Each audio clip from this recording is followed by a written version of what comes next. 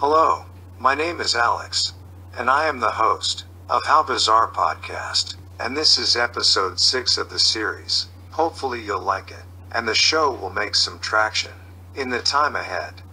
So, what is this podcast about? It's about storytelling, and especially about stories that are obscure, unknown to the wider public, strange and sometimes inexplicable.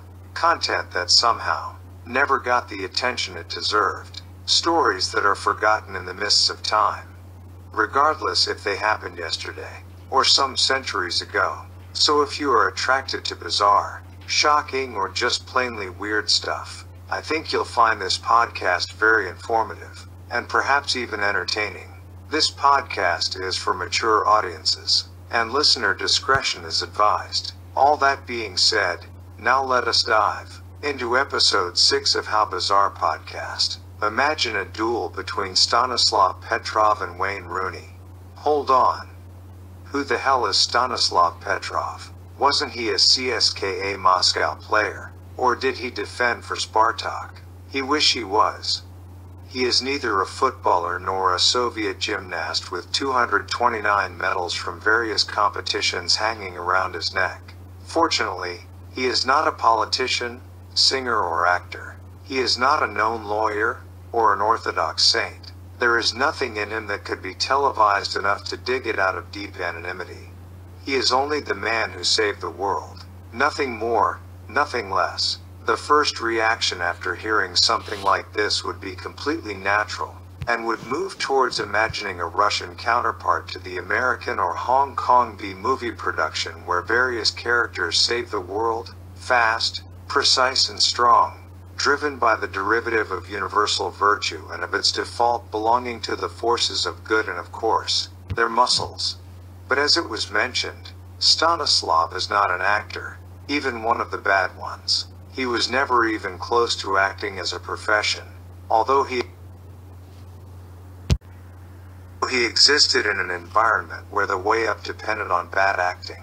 Comrade Petrov was a lieutenant colonel in the Strategic Air Defense of the former Red Army, on duty at the Operational Alert Center of the satellite system named the Eye, which was the first instance in detecting a possible nuclear attack on the USSR by the US and NATO forces. It received the alarm signals from the satellites. Among the monotony and paranoia that were constant roommates in such a place, something unusual still slipped through. And that is what that system was built for. Alarm.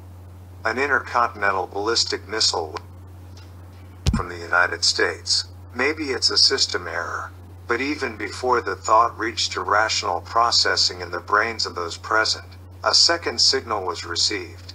Error. Third. The fourth and fifth already seemed quite convincing. It should not have taken long for the Secretary General to hear the news of the news reaching the Secretary General's code and the codes forwarded to him on 26th of September, 1983. Any hesitation would reduce the possibility of retaliation. It was a matter of minutes. However, Stanislav somehow remained calm despite the screaming of the alarm, the pulse that hit like a 100-pound jackhammer in the head, and the panic of colleagues who wanted to stick to procedure, which he violated, and made a completely rational decision that 5 missiles were too few for an all-out assault. He decided that it was a system error and not a real attack, although theoretically there was a security mechanism for launching the missiles that provided confirmation of the attack from another source. What would happen if he acted as required by the rules? No one knows, and no one would have known in case the paranoia had prevailed, intensified by the upcoming NATO military exercises in West Germany, which secrecy was already blown open by a surprising number of Soviet and East German spies active in the military, political and economical circles in the West.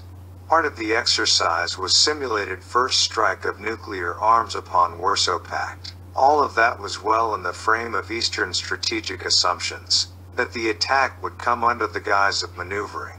This event was registered as a top military secret that appeared in public only after the end of the Cold War and the collapse of the Soviet Union and the Eastern Bloc, both During Bolshevism and during quasi-democracy of the following years, Stanislav was promised awards and recognition. Of course, the cynical readers already sense what he received as a reward. There were to be no import goods or a swimming pool, not even any medals. Indeed, no schools would be named after Petrov. Those small conveniences in life are reserved for other people. Not for those who save the world in real life, but for those who do it on film. Not for those who contribute to a better quality of life experience, but for those who deny it. So who the hell was Wayne Rooney? For the soccer-not-inclined public, Wayne Rooney was this arguably low-brow superstar player that was making more money in a week than a brain surgeon would make in a year. Which brings us back to the opening sentence and the imagined duel between Petrov and Rooney.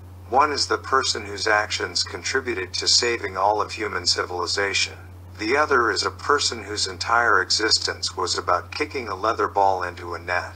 I hold no grudge against people like Rooney, but still, I just cannot understand on a plain existential level how Petrov slowly faded from life in a small rundown apartment in the outskirts of Moscow and Rooney emerged as multi-millionaire. I have nothing against Wayne and the like, I just use his example as a symbol. It can also be a random basketball player, tennis player, or a pop star. For generations of people, they are the embodiment of success. Nothing more, nothing less. Given all that noise around, one would say that at least they saved the world. Does the comparison seem unreal? Maybe. And perhaps it is just a testament to the maturity of a generation, maturity of biological species, of the global culture, a civilization saved only to continue blindly moving towards self-destruction. I hope you all liked episode 6 of this podcast. Thank you so kindly for listening, and I will be back this Friday for episode 7 of the How Bizarre podcast. If you enjoyed this episode, please consider liking, sharing, and above all, subscribe to this channel, dear listener. Because, why not? Join me next time for another bizarre adventure through space and time. Cheerio.